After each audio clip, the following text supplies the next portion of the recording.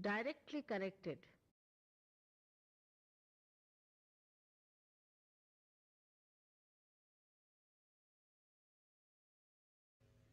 Ego is your greatest enemy, I think. And it is the one that really hinders all the wealth and beauty of your life. So, if you could just see this ego, how it works, just you'll be enjoying it. It's a drama it plays. All right? Let's have it. You can see the drama, and then suddenly you will be amazed that you are not in it, you are watching it. When you are detached from your ego, you can see how it tries to entice you. And if you see around today, in these modern times, everybody is quite conscious of their ego, very conscious.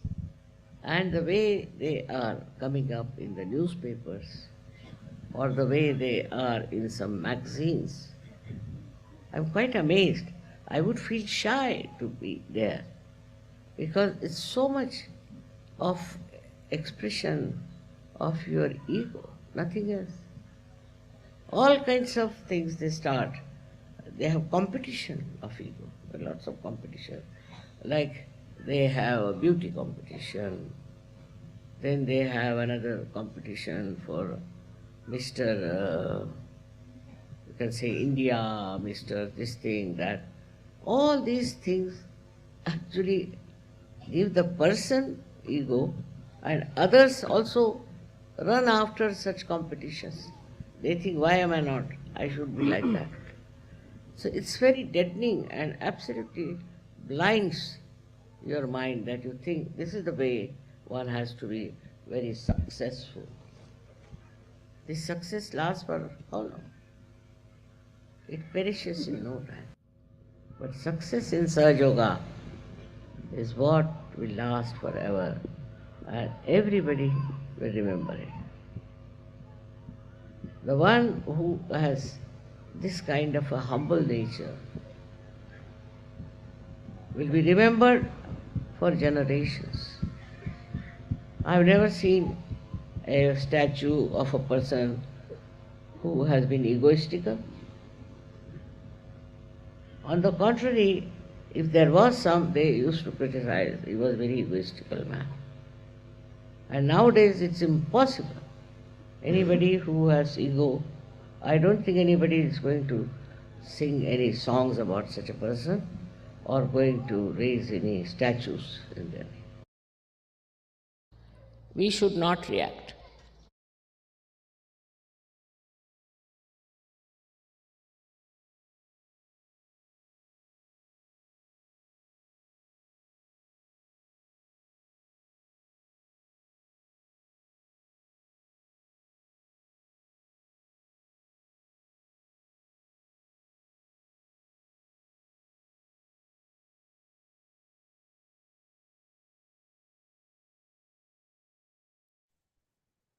Jai Mataji, welcome everybody. We are raising our Kundalini and give Bandhan.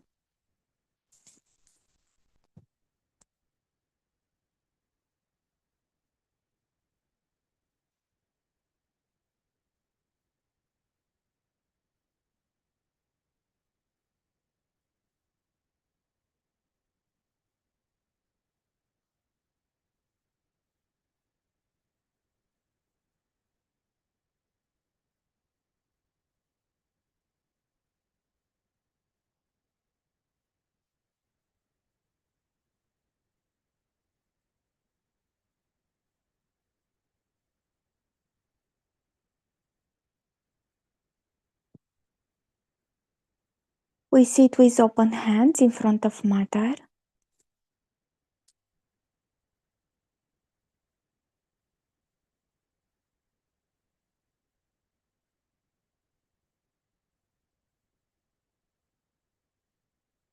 We are focusing our attention into our Sahasrara.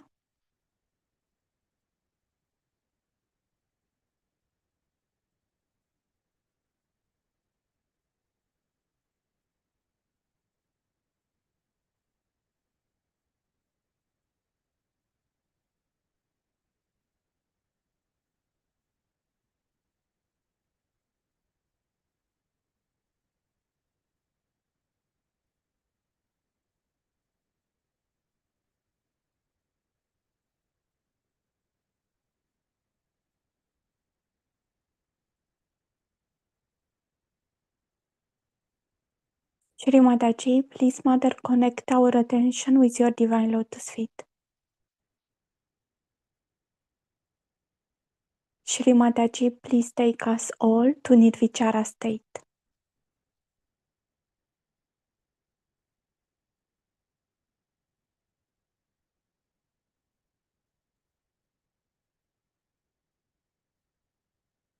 We are observing what is happening into our Sahasrara without any reaction of the mind.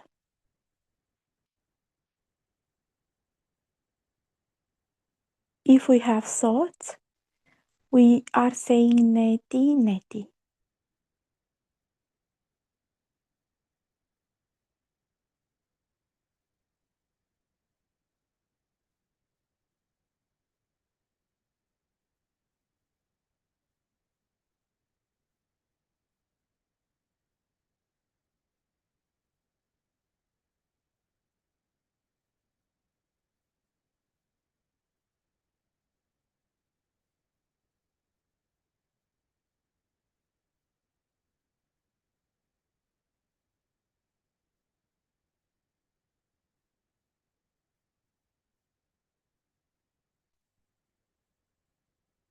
We are using our hands by raising them above the head.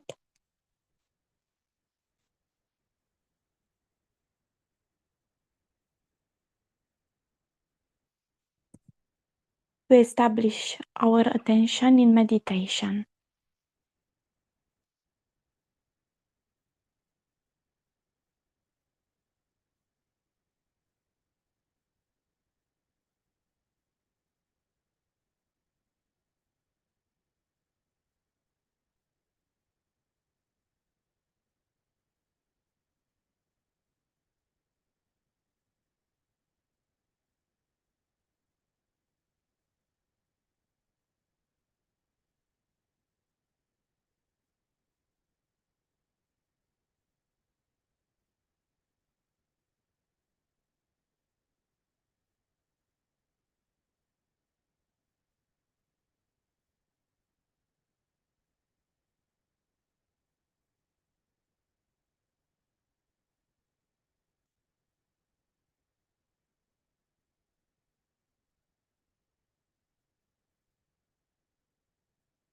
We raise our Mother Kundalini with the right hand from Muladhara up till Sahasrara.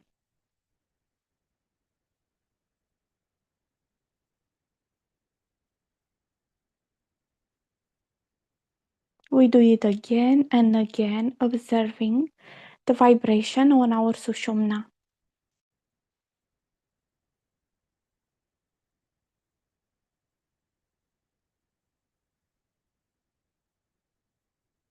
Mother, please give to our nerves purity and sensitivity to the divine.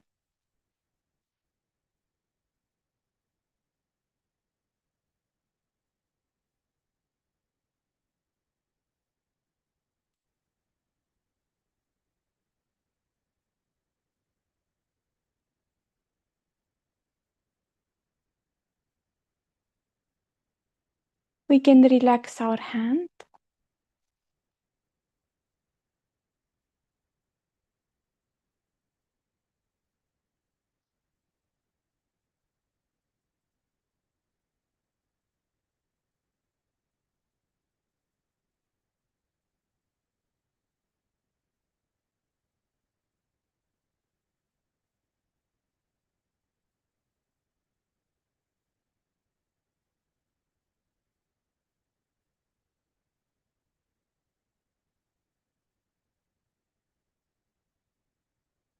We have no thoughts. We are in the present.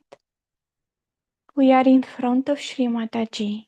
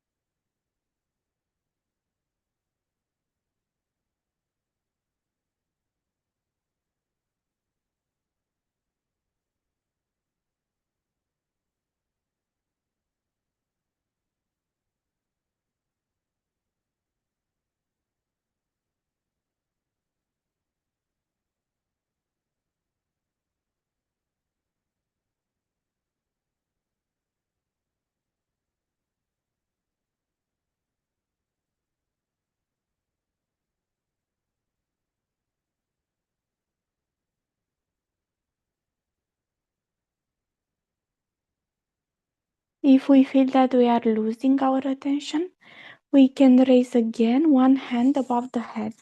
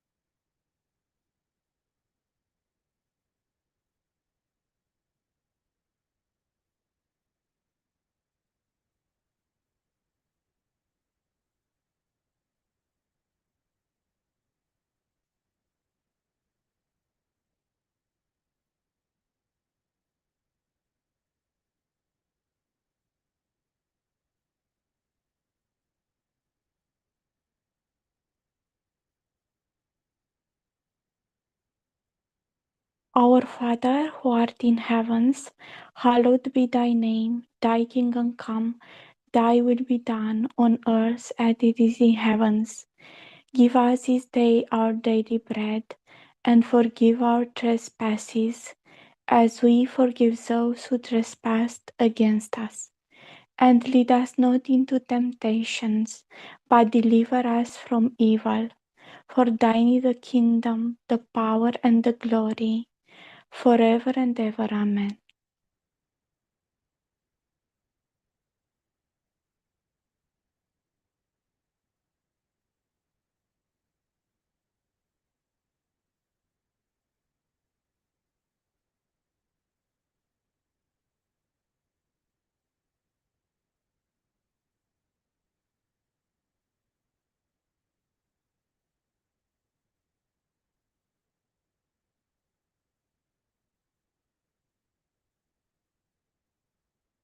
We are observing the brain and our Agya chakra.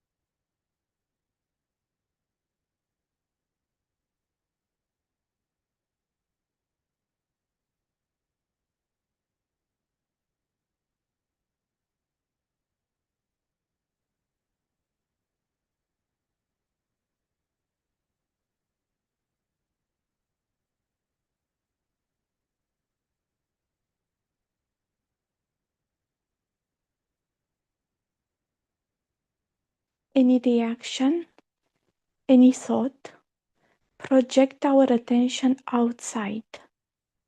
We desire to keep the attention inside our subtle body.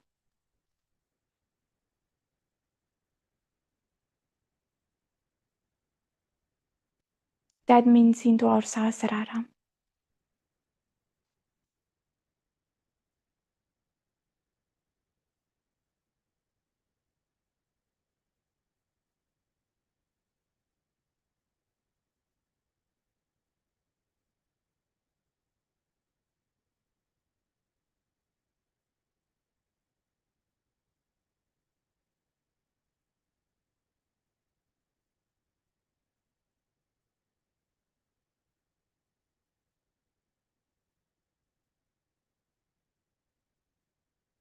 Shri Mataji, please establish into our brain the thoughtless awareness.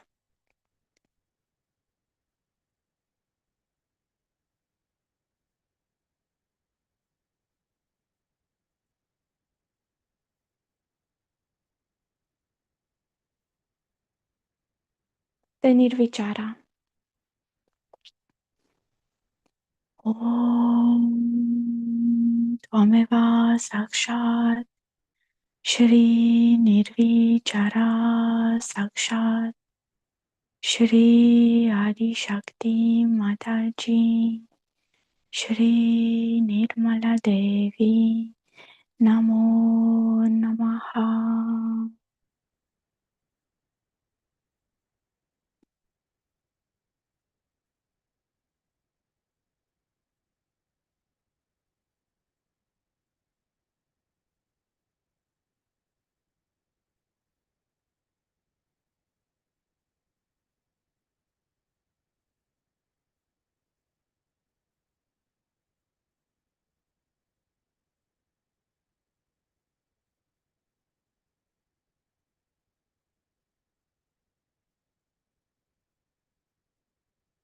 We are observing more our Sahasrara.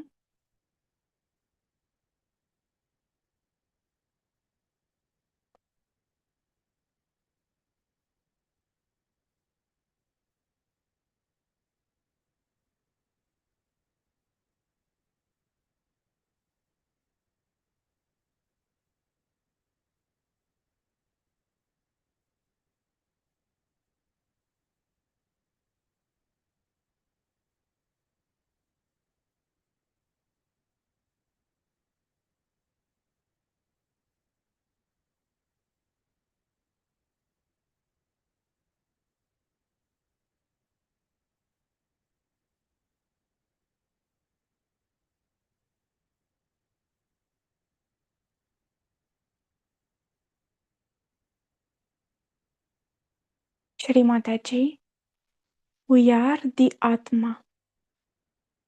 Please establish us into collective consciousness.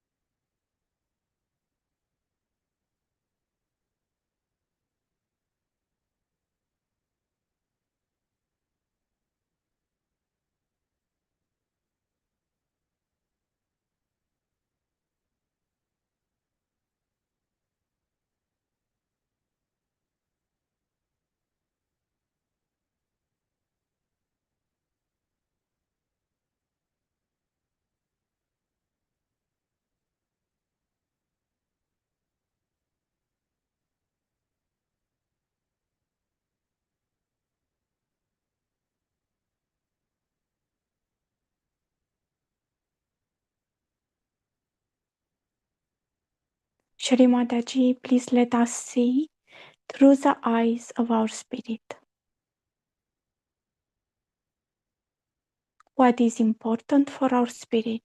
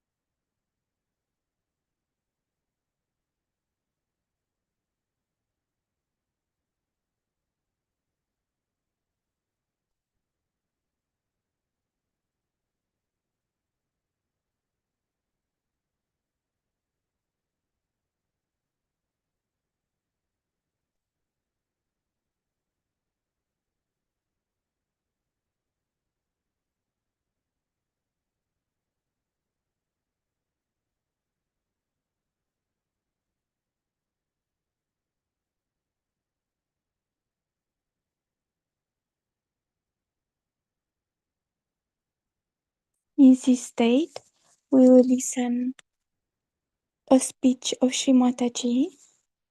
Every word of her are mantras.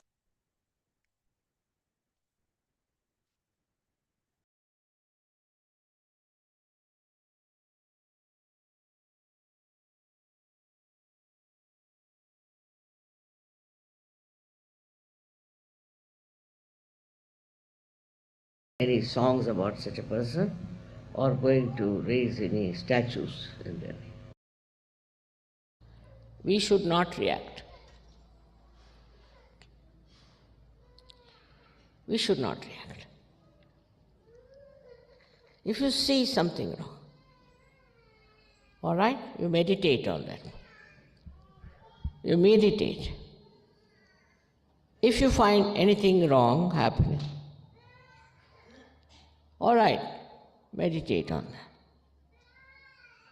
If somebody is unkind to you, at that moment do not react. Afterwards, when that person is quietened, you tell him or tell her. Because at that time, when he's so volatile or she's volatile, if you tell, nothing will happen. Gradually, I don't say always you can win over such people, but gradually you may be able to make them understand that it's wrong. It's wrong to do things which they have been doing.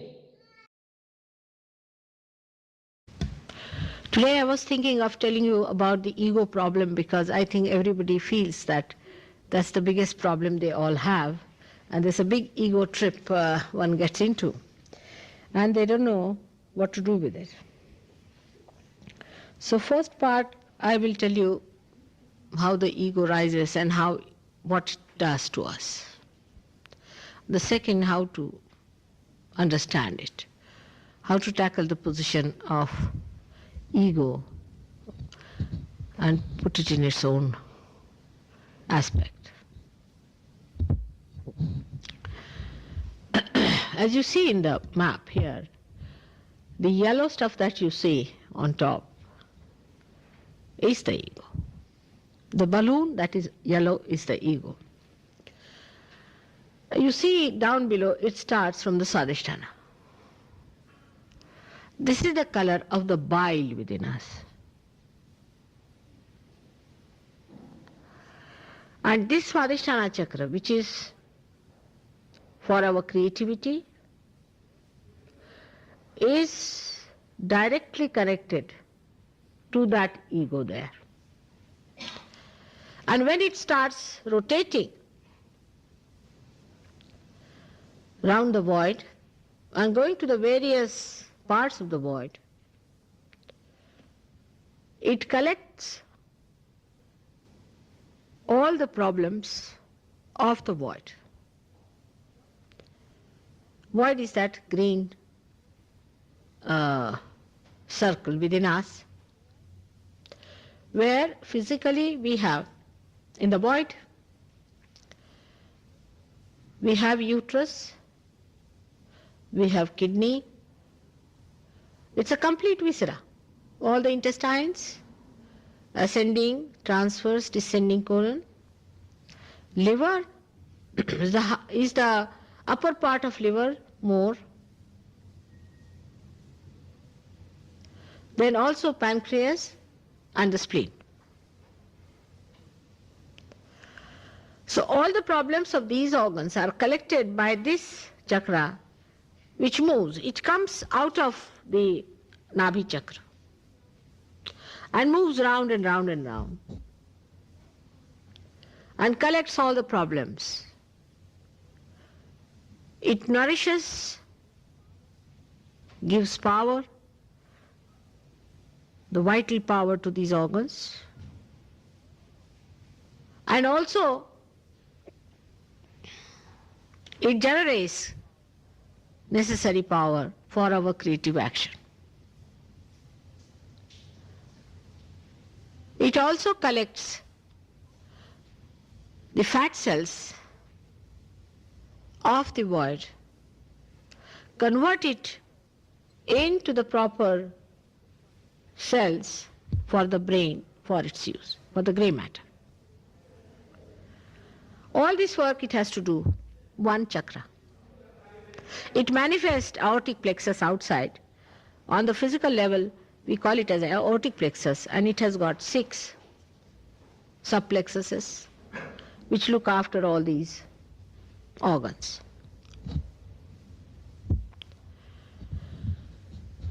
This is meant for our action.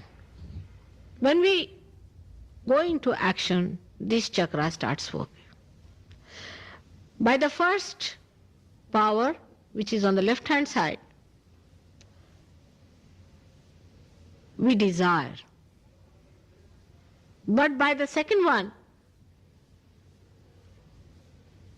we go into action, and is called as Kriya Shakti.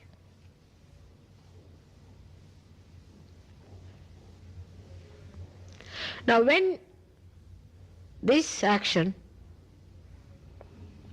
starts within us, it produces the byproducts, or we can say all the problems of these organs, which are to be deposited somewhere, and they are all deposited in the brain as ego. All the problems that we have out of this creativity and the action of all these organs are to be counterbalanced. And as a counterbalance, the ego develops. For example, now I have to come to meet you all here. I had to get out of the house, I had to change, I had to drive, whatever it is. Then I came, I had to put in effort. I had to plan out how I'm going to talk to you. That I don't do normally, but I'm saying that generally people do it. And I put in the effort to come in. Now how am I to justify this, all this effort? What is the satisfaction that one gets out of doing this effort, this kriya, this action? We go on doing some action. And why should we do it? After all, action means, any activity means exertion, botheration, problems. The best is to sit at home and do nothing of the kind. But we do not do that. We take up challenges. We rush up to it. All this we do with our Kriya Shakti, with our right action. Because we do action, we have to have a satisfaction about it. As a reaction to that, ego develops. If we do not have the ego, we would not do anything. It's a fact. But ego is the one that rationalizes all our madness, the rat race we are running into. If we did not have the ego, we would not go into this nonsense. The more we try to rationalize our activities, the more ego develops to satisfy. All right, very good, very good. Now you are a successful man. See, you are a very successful man. You have got this, you have got that. Lots of misunderstandings creep in when we pamper our ego like this. Or I should say that when we are satisfied with our ego, that we really get lost. We get identified with our ego and not with ourselves. So if you do some work very well, supposing you have, say, made a beautiful poetry, or say, not piece of poetry, but say you have made a very good painting, then you would like people to appreciate. If they do not appreciate you, you think you have done nothing. Though you have done a beautiful poem of a canvas. But still you will be so dissatisfied with yourself. Unless and until people appreciate you, they must garland you, they must say, oh, you are great, you are really unique, you are a genius. You know, many artists who created great art got trapped into this kind of misidentification. When they created some great art, the art could not give them satisfaction. They had to go to ego. And Mr. Ego would not be satisfied unless and until everybody says, yes, yes, you are very good, you have done this, you are a genius, you are this, you are that. That's how the ego develops then within us. But a situation can arise where even when we have done nothing, we want to take the credit. Then we call such a person egoistical,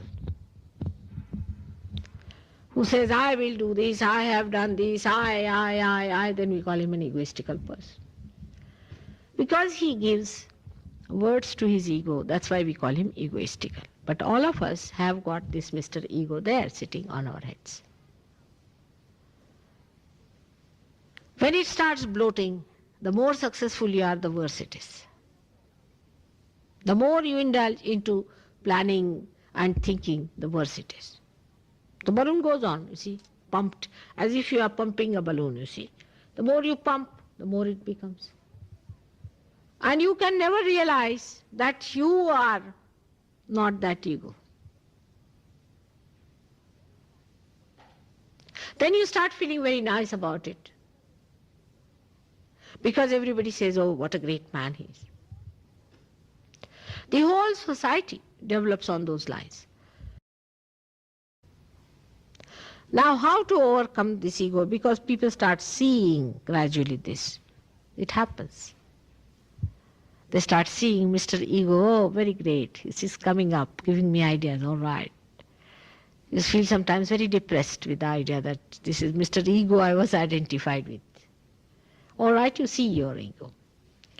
Then when you see your ego, then what do you do with it? Or if somebody says, better watch your ego, then what happens? You start fighting it. You say, no, I will not say anything. I'll just keep quiet. Let them say anything, whatever they like. Then you become another type. You become a person who is suffering from superego. So you are left with desires but do not act. When you say that let others aggress me, I am not going to aggress anyone, I'll be very careful about not aggression. But by this kind of a thing, what happens? That when you raise the left side which goes up and the right hand side, superego, it presses the ego down, but again is bounced back, and there's a kind of a bouncing going on. By this behavior, when you fight your ego, the ego sits on your head much more. The more you try to fight ego, it sits on your head. You are not to fight it. Supposing you take a balloon and start hitting it, it will hit you back further. Go on hitting it, it will go on hitting. Now, which is the way to deflate this ego? How do we deflate a balloon? In the same manner. Take a pin and give it a prick. You just look at yourself, say, all right, Mr. So and so. Now, how do you do?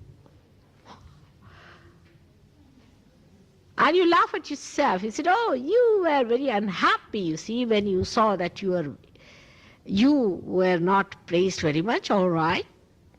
Now have a pin from me. And that's how you deflate it. By seeing it, by all the time making fun of it yourself and piercing a pin into it. Not by deflating. In the way people say that you deflate the whole thing by pushing it down or by killing it. But actually just making a hole in it. In the same way, if you start looking at yourself and make fun, human beings only know very well how to make fun of themselves. No animals know that.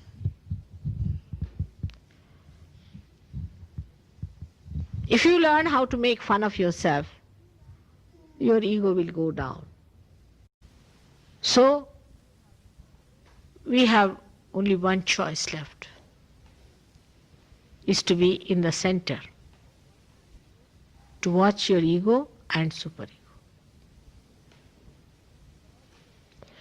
For all the Saj Yogis who are realized have to watch themselves, not others.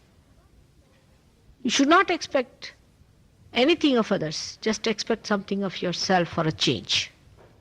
With ego you do that, expect something of the others. In superego you do for others, but in self-realization you emit yourself as joy,